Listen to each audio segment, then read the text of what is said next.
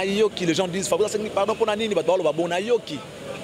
Il fallait y avait une Fabregas petit, tout ça. J'ai entendu, mais il faut être bête.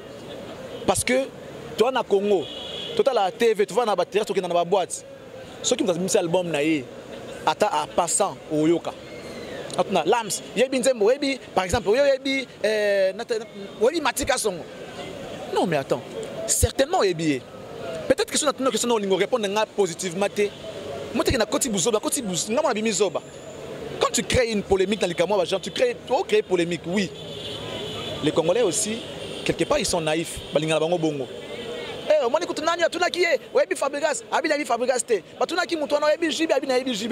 il faut être bête, il faut être idiot. Il faut être idiot.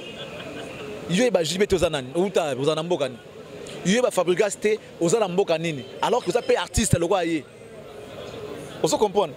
C'est qui les bons à rien? Les journalistes, il y a des matières. Tu reçois Ferré sur ton plateau de télé, par exemple. Il a toute une histoire. Azala a ouéné 4x4 tout terrain. À quelle maison mère? Il a fait pas mal de chansons. Quel est marquis? C'est toute une histoire. Donc, beaucoup de spectateurs ont tu as une matière devant you. Tu as de la matière traitée en haut. Bien même que va envahir l'espace, Fali Bazali. Fali aujourd'hui, Aza King la musique africaine, Aza Congolais sa musique le rumba. Donc la musique est mieux côté, c'est ma pardon, c'est bien. C'est pour Yambi pardon, c'est bien. Fallait comprendre que ce soit pardon parce que Yépé a sabat Moussoumabé, au Balimbi sa Yépé. Il y a lieu, il y a à pardonner toujours pour que Mokili avance. On n'avancera pas dans des polémiques, on n'avancera pas dans des querelles, au moins divisé, non. Tu avances dans l'unité pour la macasse. Le fait de dire que notre musique est combattue par Bandokoum sous Nigérien, Ouest africain et tout, on doit être unis, soudés pour tomber la musique. Il y a Beti Yamado, on a Beti Tokos, on a Beti Boé pour tomber la musique. Force et où tu as unité. Bienvenue sur www.congorealitévision.com. C'est bien moi votre humble servante Lams et les jeunes canadiens Sarabino vous abonnez massivement à site Nabiso et ça la vraiment bien à ça on a pour na bino na lobara to l'équipe bino na sikana kala bino boleki na bino biso pour na kala mais biso za na ba sachet na noir tout ça penana na ba sachet quoi. Avant tout on a présenté bino invité na nga lelo. Je commence d'abord à dire un grand merci à mon boss le maréchal Amos Semikito de match de Star Balobi, aigle de papa Simon Kimbango Bobo qui la question ité, so que les so érosion qui l'ont monté ma maman Bobby ya Balobi banzamba livre streling bozu wa pikwa. On a Nathalie maître Gabi qui est là. Na maître John na Boston ba ban na membre à Congo réalité bango bazawana collé cimenté bétonné na biso donc jamais babunga glodi matabisi na Irlande. Aujourd'hui, je suis avec Charlie Prince. Puis nous avons découvrir les lots. Mais là, je dis bonjour Charlie. Bonjour Lams. Vous allez bien? Ça va, très bien. Ok, Charlie, non, ça va. La réalité, c'est vrai que la condition où tout ça, a réuni, mais on se bat. Tant bien que mal, tant soit peu, on se bat enfin de donner à nos téléspectateurs ce qu'ils ont besoin. Mais ça va. Okay. C'est bon, Charline qui est de gauche à droite, en fait, tous mes canaux par rapport aux journalistes trop connus, à tout bio, aux la rappel Moussala Nayo bien. Voilà, tous mes canaux qui analyse la musique congolaise. Et ça évolue. La musique congolaise évolue très bien. Et ils ont une particularité dans nous sommes connus par rapport à Ndombo Nabiso, Narumba. En fait, par rapport à Rumba Nabiso, ensuite un peu Ndombo et puis côté comment on la musique congolaise. Donc c'est bien. Il y a un botiba coupé décalé, il y a un botiba koudour, il y a un botiba afrobeat. Parce que là on a 7-7, pas bien à 7-7. Il y a un botiba bleu, donc la musique congolaise évolue très bien.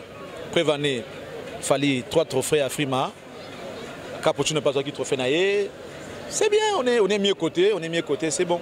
Ça va. Et qui est bien. Mais par rapport à Libanda, il y a juste le cas africain. Il faut comprendre l'ambiance, c'est un match, c'est tapé ça par rapport avec le club. Il y a des surtout par rapport il y a musique de Awa, il y a Africain mais il y a Côte d'Ivoire, Bamboka, ce monde était que biso plus na bango to éviter. Banani plus bazo qui est de moi l'icolo par rapport à biso. Non, au fait, il faut dire que musique n'a biso on a place à bien. Mais il faudra aussi faire parallélisme par rapport à la demande à public. Le public est un mikolo. Ils ont consommé Afrobeat. Il faut tout le ballon parce que le pays est belé. En Afrique, le pays presque est consommé et il genre de musique. Sauf que na Nigeria, au coup Afrobeat. Sauf que na Togo, au Côte d'Ivoire, au Mboka et belé, on va genre de musique. Du coup, comme est belé, ils ont envahi maintenant l'espace musical. Il y a Afrique. Donc, baza ebele. Si tu as trace TV, au monde que 40 sur des rumba. Du coup, rumba est comme parce que baza 40 la style mora musique, même genre de musique, baza belé sur peut-être moins minime au bas la rumba. Donc c'est normal qu'il va envahir l'espace. Mais quand bien même qu'il va envahir l'espace, il fallait bazali. Il fallait aujourd'hui aza king la musique africaine, aza congolais sa musique le rumba. Donc la musique est mise à côté. C'est vrai que premier cause à la rumba, deuxième Afrobeat, troisième Afrobeat, quatrième Afrobeat, cinquième ainsi de suite. Bango parce que est belé. Il va envahir l'espace africain sur le plan musique na bango. Mais musique nationale on a position bien. Il faut savoir ta musique. Si vous avez éviter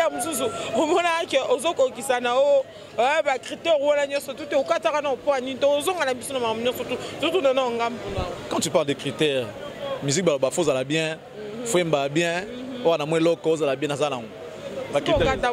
non, en fait, moi je n'étais pas devenu un artiste engagé, professionnel de la musique, non. Pour moi c'était une passion. Donc je peux ou ne pas gagner de l'argent dans la musique, mais je devais quand même le faire. Dans sa musique, il va falloir faire hériter, héritier, rater. Dans la musique, il y a une passion. Et on est tout à football, vétéran. Tu veux monter la compétition. Ah, l'autre match, dimanche, je vais t'aballer. Ok, tu vas les gars, donc, match vétéran. C'est comme dans la musique. Dans la musique, il y a professionnalisme, il y a engagement, il y a une passion. Donc, dans la musique, il va falloir faire héritier, donc rien à voir. Ok, c'est bon.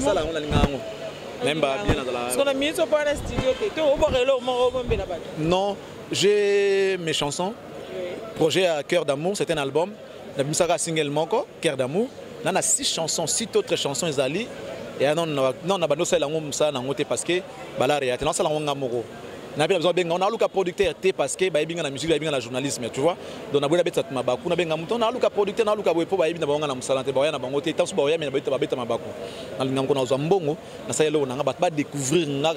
a Cœur d'amour. Ok, c'est bon, bien, Charlie Prince. Courage, Ka Ebele. Bon, on a un peu même bon, on a rappel. Et regarde, on a raison, on a un problème. Mais tout à l'heure, pourquoi n'a évité ce qui est pour nous? Non, moi, je vais expliquer dans le polémique na Kinshasa, dans le monde musical, et comme le roman, on dirait, entre les musiciens, on dirait, et ça, bien. Ce moment-là, on a comme un succès, on a comme critiqué, on a comme un succès, on a comme critiqué. Pour nous, au monde, on a fou la musique, on souhaite quitter ça. Bon, ceux qui ont profité de Bango et qui ont gagné sur le plan musical, moi je dirais bah continuer. Mais en fait, il y a une polémique. Il y a à l'époque, il y a Franco, il y a Taboulay. Il y a Verkis, il y a Franco, il y a mais seulement, et comment le là, il est au monde normal la musique. Sans polémique, on ne peut pas évoluer. Il faut que un problème dans l'AMS, un problème dans Intel, n'importe quoi avancer. Tout le monde a polémique. Au monde qui va avancer, ça musique va bien. Mais comme on a beaucoup fréquemment, on va passer la polémique. Tu vois, quand on fait, et comment on fait une émission télévisée, l'émission de musique, des gens qui ne savent pas traiter la matière avec un invité. Il y a une histoire invité, il ne connaît pas l'histoire, il ne connaît pas ce qu'il fait, ça accroche à la polémique. Attends, il faut être bête, sorry, mais il faut être bête, parce que toi, dans le Congo, toi, la TV, tu vas dans la batterie, tu vas dans la boîte, ceux qui ont mis cet album, ata a passant au yoka Lams, par exemple, Matika Songo. Non, mais attends, certainement, peut-être que si on a question, on répond positivement. Quand tu crées une polémique dans les Cameroun, tu crées polémique, oui. Les Congolais aussi, quelque part, ils sont naïfs. Mais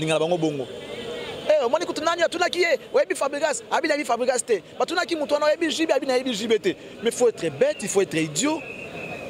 Il faut être idiot.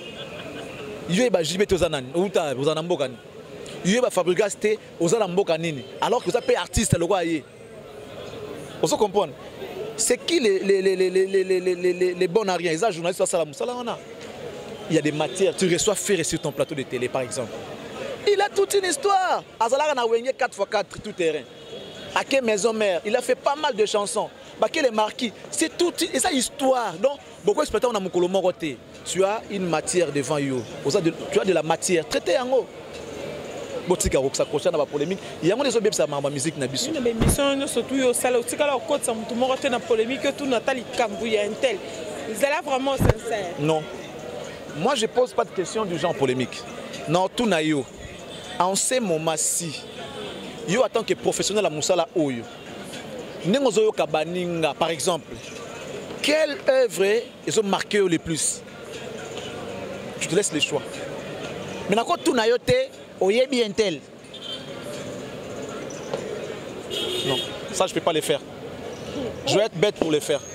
Tout nayo est venu au Yoki en termes de concurrence. Oyo, au monde dit que non, c'est monsieur là à travailler. Autant je suppose que total anarat. Tandis que Natala qui jouait bangato. A bête mission dimanche oyo. Na fait bête dimanche ko le cahier. Vous comprenez? Mais bon tout nangate oyebi jouer bangato.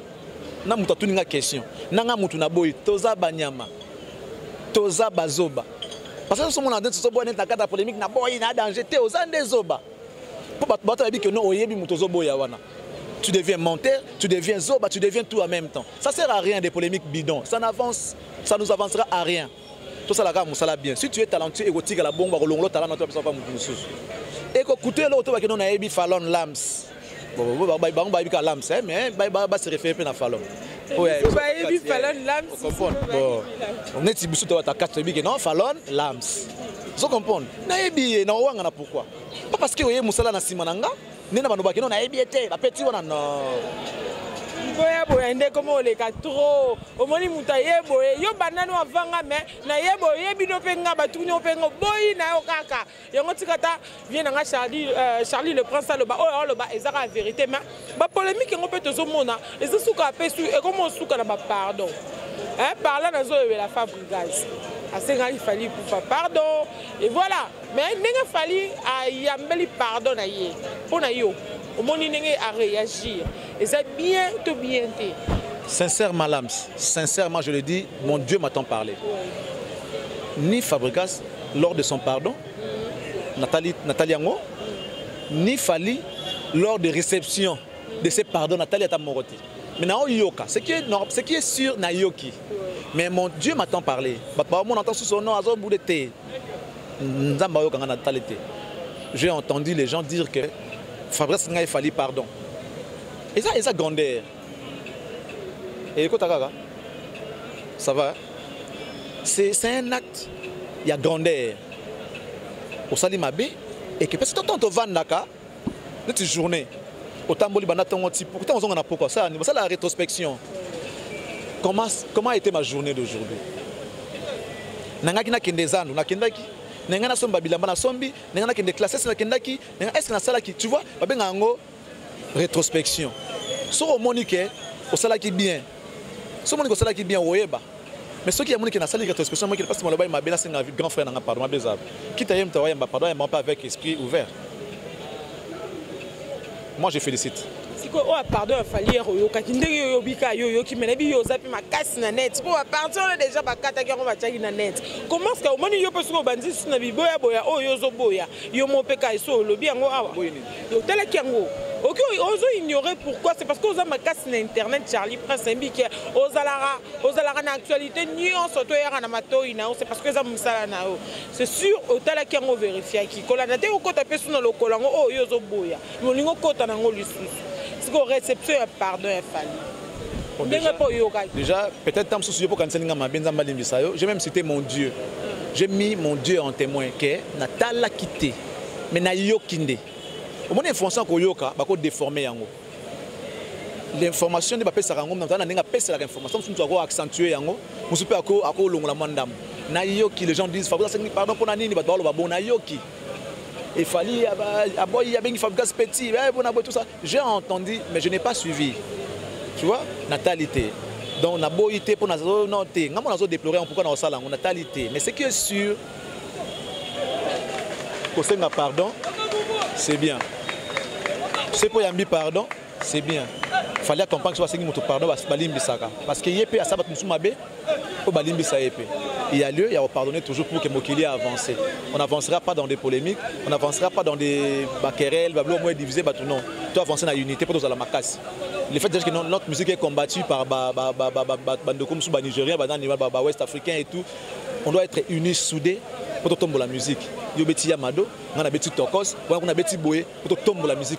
Force et où tu as unité. Ok, c'est bon, Charlie Prince. Comment moi sous émission ça qu'on en voit, Nathan et Belleté quoi.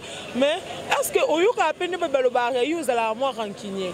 N'habitez, si on va dans un amateur, il qui peine de balobare. Voilà, les gens qui ont barankin na bateau, loura moi problème na bateau. Yo rango be. Bon, yo expliquer bango ce qu'on est binga. Exact question yo ba tete. Batu ba la na biso. Batu bazo la na. Yo oye binga yi. Yo oye binga yi. Oye binga bien. Bien on a olingo qui na. Parce que ko ya noter pas oye binga bien. Yo oye binga. Ok, na yebi on a beau ite mais na lobby est-ce que oyo kakande batu ba o na ministre zolo ba makamute ke ya ndenge ya ndako. Tu peux donner l'information à Moutsan pour t'envoyer Moura Lobango, ok? En tout cas, au Balba pour naïe naïbi que Zala bongoté, Azala Boya Zala parce que tu me connais. Pourquoi je te connais? Je vais pas parler de moi ici parce que Azomi Bomba. Moi je suis du genre impulsif. Ça je sais. Je dis ce que je vois. Ça n'a pas ah fallait ça n'a ma bêta la boye. C'est que vérité comme ça nga que rancunier non? C'est mon tomo abungi na bakino abunga qui na zong na nzela la basa la boyete. C'est pas chercher de rancune avec des gens non, naza mutumo la boye, la correct. Comment le laine le belé aux hommes peu comme tout ça. Voilà comme il se l'aura marambo batu baloba. Pona na nini to na koma nani? Na Charlie Prince yo yebaka bandakala, on a continuer ko za tilima pe quand on sala ngona nini. To te mi ko to sala émission ah ba la match ngana to te mi to sala émission, ngape fona la match à vita. Na linga vita. Mais to sala émission na yo. Tu vois, au privé nga bilenga match, au katinga na télé mi pona ya. Parce que le laine ngo ba sala ngoka ngona. C'est que na bina ko sala le laine alors. Ok, c'est bon Charlie Prince. Moi, mon question est moi sous Keza. Il me semble que depuis que je suis là, il y a des journalistes regret ni aux arana. Regret na yo na musala na. Na regretté. Regret pendant dans la tête. Mais tout ce qui ne te tue pas, il y a un dicton qui dit tout ce qui ne te tue pas doit te rendre fort. On a vivant dans musala où il y a ma bé pour moi na mon l'expérience. Ça m'a permis d'avancer, comment orienter mes tirs. Pour ce monde, il y a malamu et profiter d'angaï, Dieu merci, et ça, après Moussala. Donc, moi, ce que je sais, quand je suis arrivé dans la qui Charlie Prince sur le Lazate, dans la qui inconnu, voire même le musicien,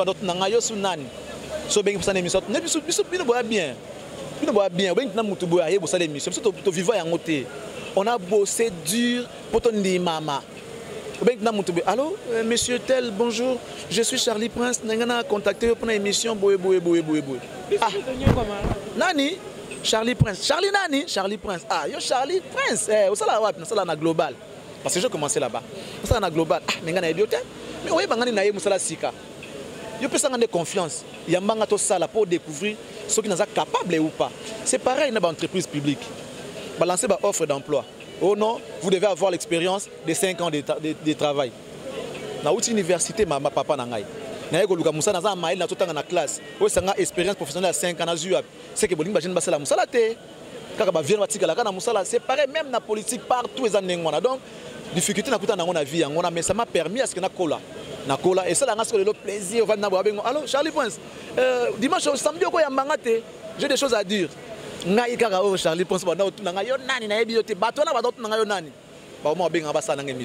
c'était un plaisir. Ce qui veut dire, j'en profite pour vous conseiller bosala musala bien botika musala za liboso kombo eya na sima bomata ba kombo na bino liboso te musala za na sima parce que ba congolais tout ba komaka na ba sobriquet bana ba konza mboka ti biso ba to seo yo komaka non lams yo kuto za nani Talaka, comme aigle jaune. Par rapport à Nini. C'est ça les problèmes. Lams aigle jaune. Oh Nanyo, Megastar. Oh la baronne. Oh Nani Soussou. Oh non, les poids lourds de la presse, les bulldozers. Oh Nani. Bosala musala batniba loba musana binba lobila musana bino. Ba comme epesa kanango loko. Toko ba comme ozime mo non nzambe. O kila no mutendo kwanzamba kila mutu. On comprend donc merci Nayo Fallon, Lams, Aigle Jaune. Merci Nabandeko Touba Talibiso. Mais je tiens à saluer spécialement depuis quelque part. Certainement, elle va sous cette émission. Elle, c'est la sublime, la fille des chances, Aïcha Kinanvidi. Je te fais des gros bisous. Et puis, depuis la Suisse, je salue Charlie Maloula Dior. Son abengié, alors bah Daddy. Son abengié, allô, ça va maman? Oui, Daddy, ça va. C'est Charlie Maloula. Vous voulez m'embêter, hein? Ouais, Charlie Maloula. Et puis, ma future diplômée, ma fille à moi, la princesse Jemima Lingiba Toalida. Sois forte, chérie. Je sais que après ça, m'a bien roya, donc j'attends mon diplôme. Et je voudrais que ça soit avec 72%. 72%. C'est ça la plus, mais moi j'attends 72%. Je sais que tu es intelligente. Je te souhaite vraiment des bonnes chances, que mon Dieu te l'accorde. Petit prince Elinda, beaucoup de courage à toi aussi, à un troisième des humanitaires. Mon école a bien payé, donc mon école belge, je vais imagine. L'école belge, je dis combien Minerval. Mais on se bat. Je me sacrifie. Non, non, non, non, c'est l'éducation de mes enfants. Ça, je ne joue pas. S'il faut un pantalon, moi oyo, moi plan oyo, pour na bande na oteka. C'est cher, hein, école belge. Ça coûte trop cher là-bas. Tu peux te renseigner. Parce que j'ai deux enfants là-bas, Eli, Brian, et puis j'ai mis Alida qui est en 6e. Donc, merci de Touba Talinga. Et je sais que je ne peux pas plaire à tout le monde. Ça aussi, c'est un problème. Je ne peux pas, moi, plaire à tout le monde. J'aime pas ces messieurs-là. J'aime pas. Ils se prennent, ils se. Voilà, donc ils ont bon. Donc, on a salé ma bé à Limbisanga. J'ai fait comme fabricateur. On a salé ma bé à Limbisanga. Pardon, c'est ça les devoirs. C'est ton problème avec ton Dieu. Moi, j'ai demandé pardon à la offense à Bango. On peut salé ma bé. Na Limbisi une émission Lams. Aigle Jaune. Et la vie continue. Merci beaucoup. Ok, merci beaucoup. Là, c'était Charlie Prince Boyo qui a. Tout le bel par rapport à l'analyse de Maramonga Congo. Bango, dans bateau, bango baba yaya. Biso kuti bango ba vient biso photo la ndamo le colonna bango. Et ça le roi rappelle ngo ah, bala balanga Charlie Prince na boye non. Yepena vient ngai penza.